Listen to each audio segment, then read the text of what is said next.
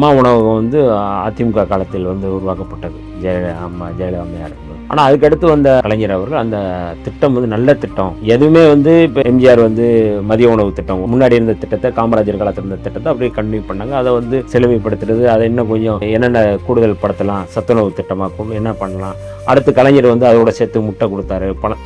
இது எல்லாமே வந்து ஒவ்வொருத்தரும் வந்து அந்த அந்த திட்டத்தை வந்து நல்ல திட்டம்னா அதை வந்து அதை செழுமைப்படுத்துறது வேலை அல்லது விரிவுபடுத்துறதா வந்து பண்ணுவாங்க. இப்போ இந்த அம்மா உணவகம் வந்து ஏழைப்பாளையங்களுக்கு வந்து அது வந்து கட்டாயம் வந்து அது வந்து பயன்படும். நீங்கள் பார்த்தீங்க அந்த வந்து அவ்வளோ பேரும் நாடகாட்சிகள் நிற்கிறவங்க அங்கே வந்து நிற்கிறாங்க.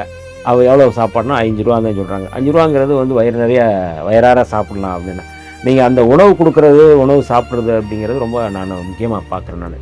நானே இப்போ அந்த உணவு தான் சாப்பிட்டேன். காலை உணவு வந்து நான் கிளம்பி வரும்போது சாப்பிடல, அங்கே தான் சாப்பிட்டோம். அப்போ அவ்வளோ சாப்பிட்டு அவங்க கோரிக்கை என்ன, குறைகள் என்ன நம்ம கேட்குறோம் மக்கள்கிட்ட வந்து. உணவில் வந்து நான் சாப்பிடும்போது காய் கொஞ்சம் வந்து காயில் வந்து மருந்து ஸ்மெல் வந்துச்சு. அதை நான் வந்து சொன்னோம். அந்த சாம்பாரா ரசமா அப்படிங்கிறது மாதிரியான ஒரு குழப்பம் இருக்குது. அந்த அவள் தண்ணியாக இருக்குது அப்படின்னா அவள் கொஞ்சம் நல்லா கெட்டியாக வந்து பருப்பு வைக்கணும்னு சொல்லி சொல்கிறாங்க.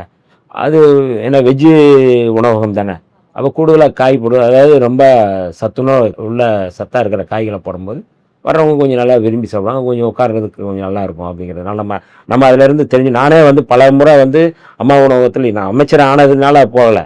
சென்னையில் பல இடங்களில் வந்து அம்மா உணவகத்தில் போய் போகும்போது வந்து பசி எடுக்கும், உடனே வந்து அங்கே போய் சாப்பிட்ருக்கோம். அது மாதிரி சாப்பிட்ருக்கோம்.